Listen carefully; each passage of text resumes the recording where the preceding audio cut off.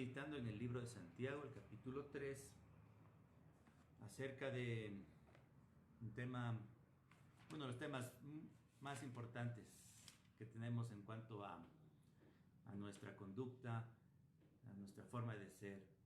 Y se trata acerca de la lengua, ¿no? Hay todo un capítulo aquí y en 18 versos nos hace ver que la lengua es tan importante, ¿no? Que si mal la utilizamos, se puede convertir en un mal que lo describe aquí como un gran incendio, ¿no? Inflamado por el infierno. Mire, ¿no? Esas palabras, tremendo, ¿no?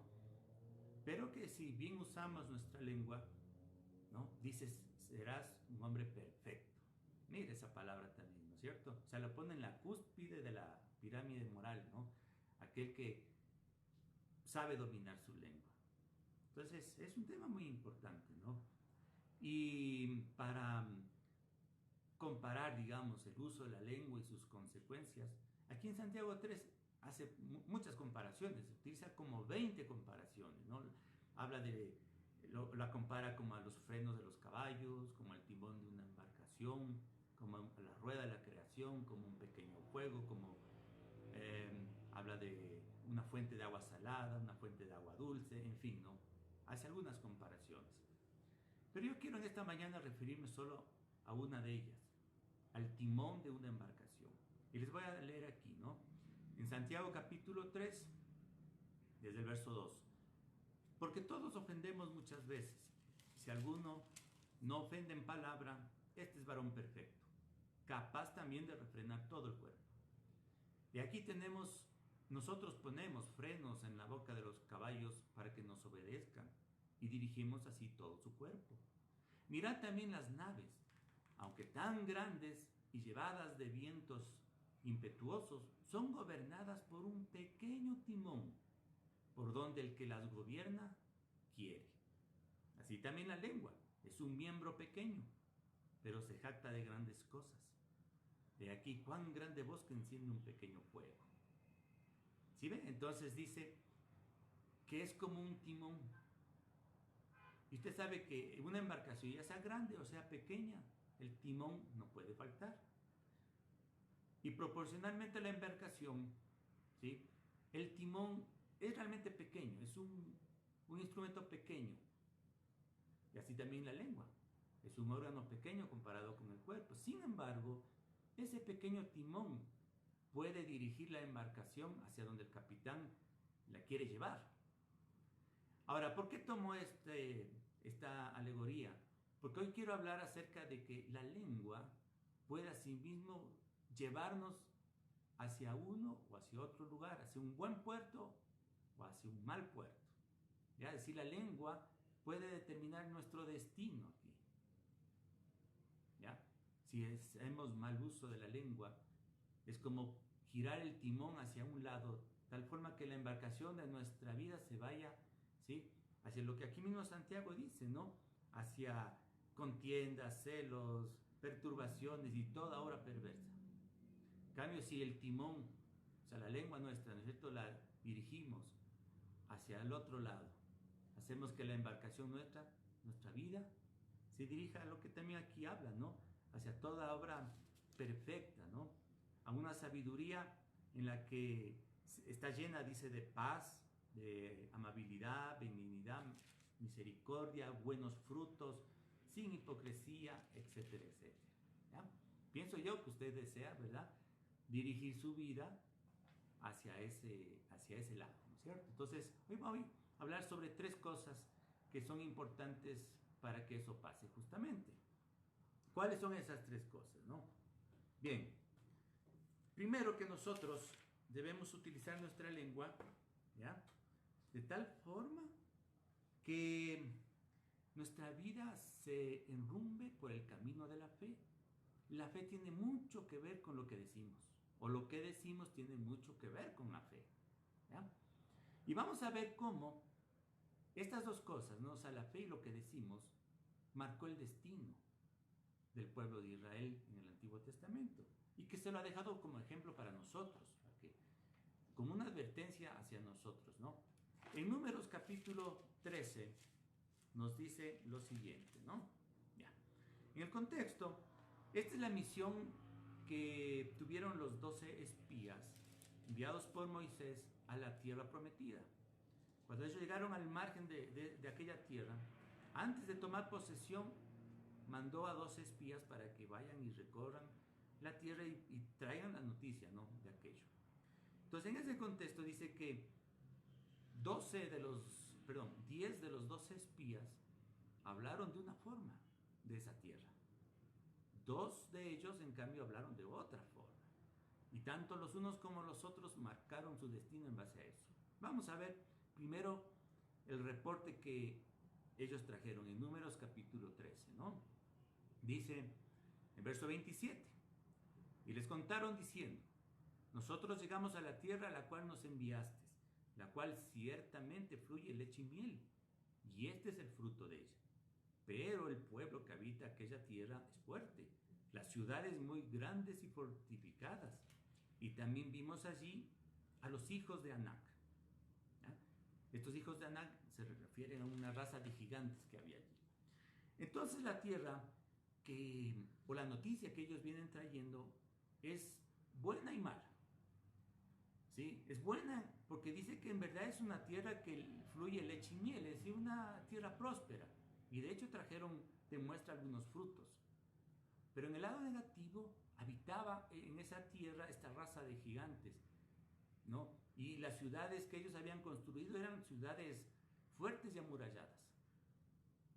Así que ante esa noticia y esas características, aquí había 2 reacciones, ¿no? La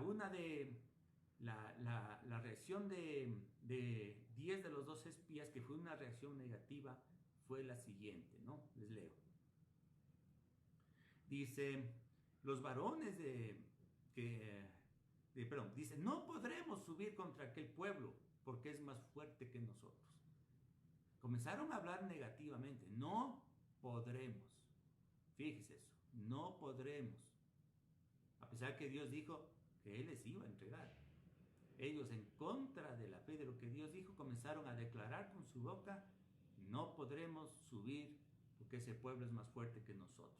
Y hablaron mal, dice, entre los hijos de Israel de la tierra que habían reconocido, diciendo: la tierra por donde pasamos para reconocerla es tierra que traga a sus moradores, y todo el pueblo que vimos en ella son hombres de grande estatura. También vimos gigantes, hijos de Anac, raza de gigantes, y éramos nosotros a nuestro parecer como langostas, y así les parecíamos a ellos. Mire esa autoestima de ellos, ¿no? No podremos, y prácticamente estamos derrotados porque somos como langostas delante de esos gigantes. ¿Qué les parece? Una opinión, pero una opinión que les luego traería mucho mal. De esa opinión negativa y de falta de fe que ellos dijeron, aquí en el capítulo 14 de Números dice que contaminaron al resto. Verso 1, entonces toda la congregación gritó y dio voces, y el pueblo lloró aquella noche, y se quejaron contra Moisés y contra Aarón todos los hijos de Israel. Y les dijo toda la multitud: ojalá muriéramos en la tierra de Egipto, o en este desierto, ojalá muriéramos. ¿Y por qué nos trae Jehová a esta tierra para caer a espada, y con nuestras mujeres, nuestros niños sean por presa? ¿No nos sería mejor volvernos a Egipto? ¿Qué les parece? Vean, lo que empezó un comentario negativo de 10 personas, finalmente contaminó a todo el resto del pueblo de Israel. Lloraron, comenzaron a decir que Dios los había llevado allá para matarlos. Imagínense, ¿no? O sea, ¿cómo pueden pensar eso de Dios? Pero así es. Entonces, un comentario negativo contaminó al resto. Ahora bien, ¿qué más pasó? Cuando Dios escuchó esto, ¿no? Dice que la reacción fue la siguiente. Y Jehová dijo a Moisés: ¿hasta cuándo me ha de irritar este pueblo? Estoy leyendo el verso 11, ¿no?, del Números 14. ¿Hasta cuándo me ha de irritar este pueblo? ¿Hasta cuándo no me creerán con todas las señales que yo he hecho en medio de ellos? Así que el Señor se irritó, ¿no? No le gustó este comportamiento negativo de su pueblo. porque estaba obviamente en contra de lo que Dios mismo les había dicho, o sea, en contra de la fe. Ellos no le estaban creyendo a Dios y sus palabras lo estaban demostrando. ¿Ya? Bueno, y el Señor dijo, yo los heriré de mortandad y destruiré, y los destruiré. Le dijo a Moisés, y a ti te pondré sobre gentes más grandes y más fuertes que ellos. O sea, que la decisión del Señor fue, imagínense un juicio de muerte contra ellos. Luego Moisés habría de interceder, ¿no? Para que Dios los perdone. Pero mire en el verso 28 lo que Dios dice. Vivo yo, dice Jehová, escuche, que según habéis hablado a mis oídos, así haré yo con vosotros. Es decir, que el castigo que el Señor envió sobre ellos estuvo de acuerdo a lo que ellos mismos comentaron. Ellos dijeron que iban a morir en el desierto, que por qué Dios los había llevado allá para morir. Bueno, dijo Dios, van a morir. Tremendo, mire el castigo que el Señor hace de acuerdo a lo que ellos dijeron. Por eso digo, por eso es lo que estoy comentando, ¿no? Que nuestra lengua determina nuestro destino. Si hablamos mal, el mal va a venir. Si hablamos bien de acuerdo a lo que Dios ha dicho y a la fe, el bien y la bendición llegará. En el caso que estamos leyendo, ¿no? De aquellos 10 espías incrédulos que terminaron por contaminar al resto con su incredulidad. Mire, como habían hablado, dijo Dios, así mismo voy a hacer con ellos. Dice, y en el desierto caerán vuestros cuerpos, todo el número de los que fueron contados entre vosotros de 20 años arriba, los cuales han murmurado contra mí. ¿Sí? Entonces, la murmuración, fíjese, ¿no? Es tan mala, ¿no? Y por las consecuencias que trae el Señor, tiene que ponerle un freno. En este caso, mire, así fue. Bien, ahora, en cambio los otros, me refiero a Josué y a Caleb, ellos tenían un espíritu diferente. Ellos eran hombres de fe. A pesar de que vieron las mismas dificultades que estos 10 espías, ¿no? Ellos reaccionaron diferente. Ellos vieron los mismos gigantes, las mismas ciudades amuralladas. Pero ellos, en vez de decir, no podremos, somos como langostas ante estos gigantes, dijeron lo contrario. Nosotros sí podremos. ¿Por qué? No porque eran más fuertes y poderosos. Dijeron, porque Dios está con nosotros. Y les leo, ¿no? Dice en el 13:30, entonces Caleb hizo callar al pueblo delante de Moisés y dijo, subamos luego, tomemos posesión de ella, porque más podremos nosotros que ellos. Mire, una declaración de fe. Era una declaración basada en su fe que tenía en Dios. Sigo leyendo. Entonces Josué y Caleb, que eran de los que habían reconocido la tierra, rompieron sus vestiduras. Estoy en el 14:7, ¿no? Y hablaron a toda la congregación de los hijos de Israel, diciendo, la tierra por donde pasamos para reconocerla es tierra en gran manera buena. Si Jehová se agradare de nosotros, Él nos llevará a esta tierra y nos la entregará, tierra que fluye leche y miel. Por tanto, no seáis rebeldes contra Jehová, ni temáis al pueblo de esa tierra, o sea, los gigantes, ¿no?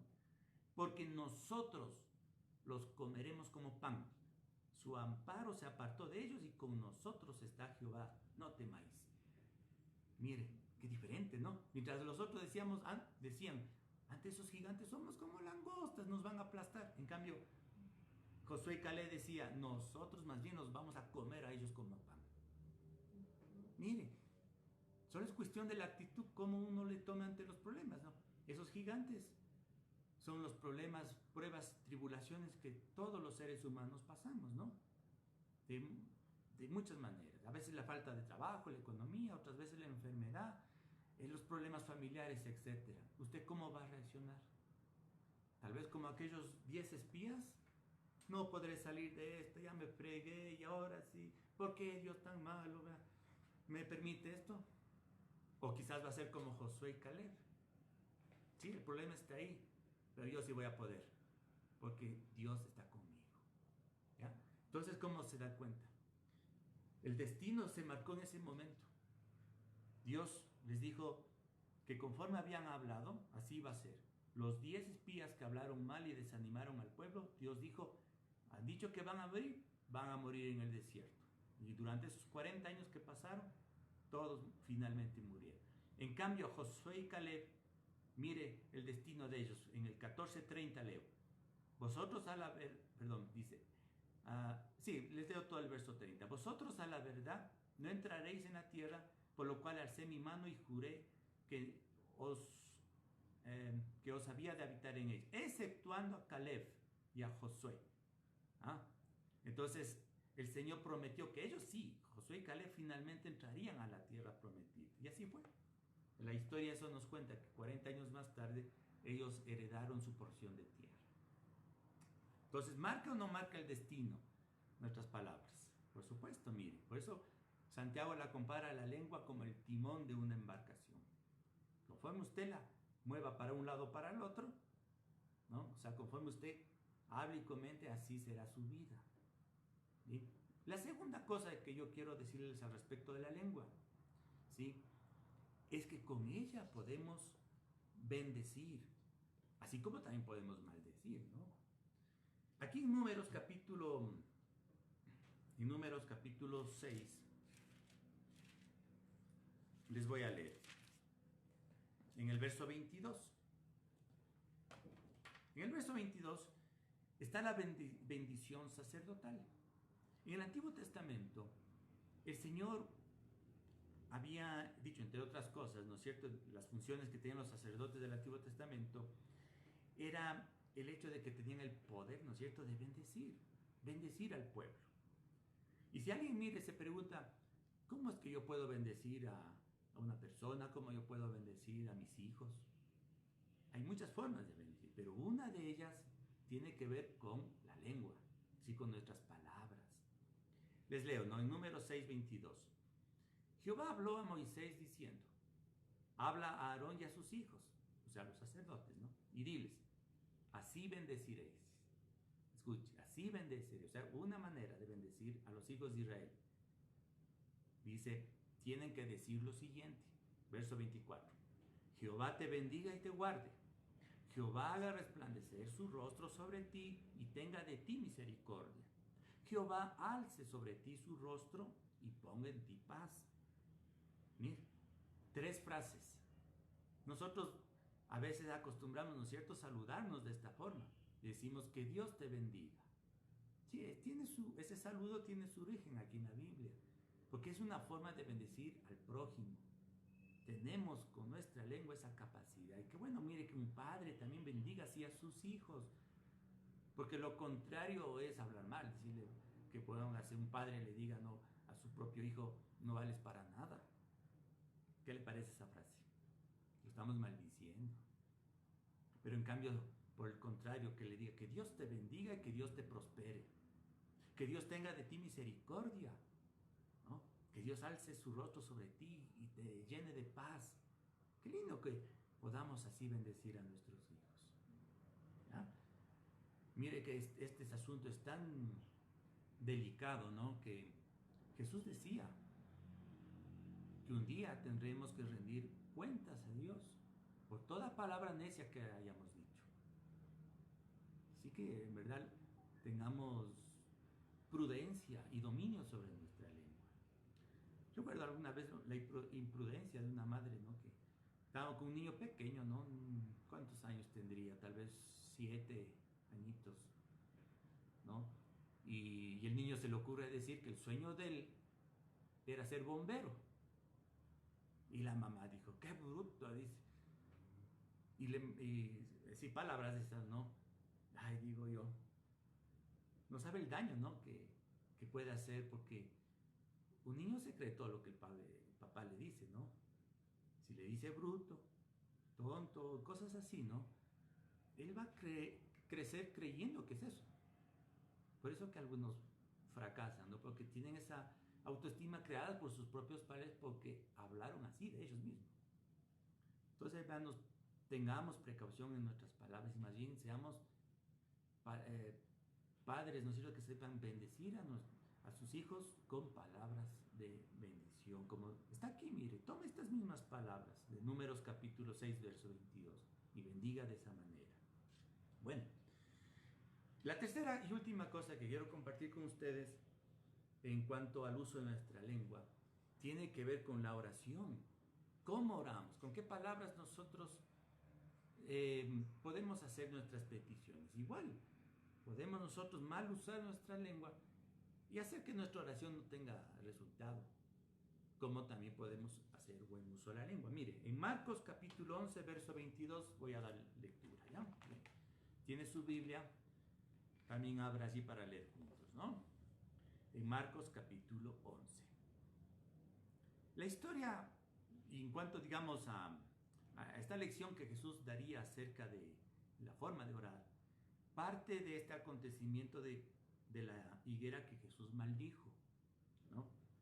Para contextualizarnos, les voy a mencionarnos desde el capítulo, en el capítulo 11 de Marcos, desde el verso 12, dice que Jesús un día se acercó a una higuera, porque tuvo hambre, pero que al acercarse a la higuera no halló ningún fruto en ella.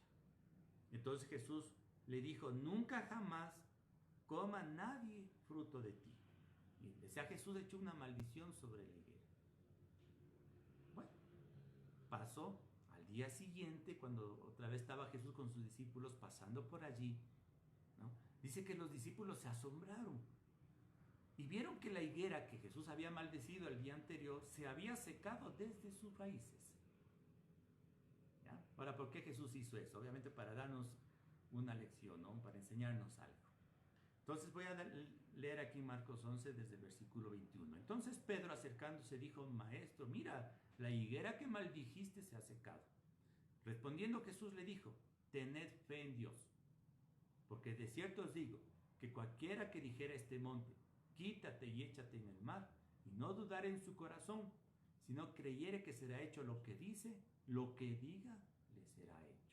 Es decir, Jesús había hecho eso para enseñarnos algo acerca de la oración. Y dése cuenta que aquí Jesús habla mucho de lo que decimos. ¿Qué es lo que usted o qué palabras emplea cuando ora? ¿No? Mire, repito el verso 23 y vea el énfasis que pone Jesús en las palabras. Cualquiera que dijere. Y esto va para todos entonces. Para todos. Cualquiera que dijere, ¿no? A este monte, quítate y échate en el mar. Y no dudar en su corazón. Es decir, liga lo que dice a la fe, ¿no? Lo que diga sin dudar en su corazón, ¿ya? Sino que creyere que será hecho lo que dice, lo que diga le será hecho. Clarito, ¿no? Lo que diga, creyendo, ¿no? Eso mismo le será hecho. Sigo leyendo, verso 24. Por tanto, os digo que todo lo que pidiereis orando, creed que lo recibiréis y os vendrá. Ajá, mire. ¿Qué es lo que estamos pidiendo entonces? Claro que por supuesto esto no es una fórmula mágica, por si acaso. Mira, a ver, escuché el mensaje que decía que todo lo que diga, creyendo, eso será. No funciona así, a lo mejor si usted considera eso una fórmula mágica. No. ¿Por qué? Porque hay otras cosas que están alrededor de la oración, ¿no? No es solo esto, la forma de decir las cosas. Hay otras más. Por ejemplo, que sea en su voluntad. Si algo pedimos conforme a su voluntad, dice la Biblia, te será hecho. Pero si pides algo fuera de su voluntad, simplemente no, Dios no va a escuchar. Y otras cosas más. Por ejemplo, también se liga a la obediencia. El Señor también ligaba nuestras peticiones al hecho de saber perdonar. O sea, estar a cuentas con el prójimo y con los demás para que sean escuchadas nuestras oraciones. Pero de esos temas no estoy hablando ahora, ¿no? Considerando que hay estas otras cosas, la parte de lo que hoy hablamos es de las palabras, ¿verdad? Entonces, sí, aquí hay un aspecto. Todo lo que digas, creyendo, lo que digas te será hecho, ¿no es cierto? Ya. Ahora hay un ejemplo. Sí, un ejemplo bíblico, una historia que está en el Antiguo Testamento, de un hombre que empleó las palabras correctas al momento de orar y eso cambió su destino definitivamente. Que de eso estamos hablando, ¿no? que nuestras palabras marcan el destino de nuestra vida. Está en Primera de Crónicas, capítulo 4, verso 9, la historia que les voy a leer. Y se trata de un hombre llamado Jabes. Dice así: y Jabes fue más ilustre que sus hermanos, al cual su madre le llamó Jabes, diciendo: por cuanto lo di a luz en dolor. Ya ve, ¿quién era este Jabes? El nombre mismo Jabes quiere decir dolor, porque una madre le pondría a su hijo ese nombre, dolor, porque lo tuvo en dolor, dice, ¿no es cierto? Es decir, desde el nacimiento de Jabes, él estuvo marcado con ese, ¿qué le puedo decir? Esa mancha, por decirlo así, ¿no? De que él era un hijo que le iba a ir mal en la vida. Sí, eso es lo que quiere decir Jabes. Y de hecho él no tenía al inicio prosperidad. Por eso es que él decidió orar a Dios, para cambiar su vida, para que se cambie su destino. En buena hora este Jabes creyó en Dios y creyó que Él es todopoderoso para que cambie su destino. E hizo esta oración, hizo 4 peticiones. Les leo, ¿no? Estoy aquí en 1 Crónicas 4, verso 10. E invocó Jabes al Dios de Israel diciendo: oh, si me dieras bendición, si ensancharas mi territorio, si tu mano estuviere conmigo y me librares del mal, para que no me dañe. 4 peticiones. Conforme digas, dijo Jesús, todo lo que digas en oración, creyendo, lo que digas te será hecho. Y la Biblia aquí nos dice: y le otorgó Dios lo que pidió. Y es por eso que llegó a ser él más ilustre que sus hermanos. Mire, 4 peticiones que yo creo que también nosotros podemos adueñarnos, digamos, algo así, de estas peticiones. Si tú me dieras bendición. Importante que el Señor nos bendiga. Pidamos a Dios esa bendición. Segundo, ensanchar es mi territorio. Eso quiere decir, o sea, la tierra para trabajar. Hoy podríamos decir: Señor, si me dieras este tal o cual negocio, quiero emprender este negocio o quiero trabajar en tal lugar. Pídale, ¿por qué no? Si Dios quiere prosperidad y bendición material también. No hay nada de malo en pedir eso, ¿no? Así que pídale al Señor, porque es bendición tener el sustento necesario para dar a nuestros hijos lo mejor que podamos, ¿no? Tercera cosa, si tu mano estuviera conmigo, es decir, en todas aquellas cosas que humanamente yo no puedo, saber que hay un Dios que sí puede y que me puede entonces ayudar a resolver ciertas cosas que quizás humanamente no. Entonces, vea, si tu mano estuviera conmigo, pidámosle al Señor también eso, ¿no? Y la cuarta cosa, y me librares del mal para que no me dañe. El librares del mal se refiere no solo al mal interno nuestro, que muchas veces es la que nos lleva a tomar malas decisiones, sino también al maligno, al diablo, que anda en este mundo tratando de ver la manera de que tropecemos, ¿verdad? Bueno, entonces mire, son 3 cosas aquí que les he enseñado. Pues hemos partido, ¿no?, de la alegoría que Santiago está utilizando en su libro, en el capítulo 3, que el uso de la lengua nos puede traer o bendición o maldición, ¿no? Que la comparaba él como un timón de una embarcación.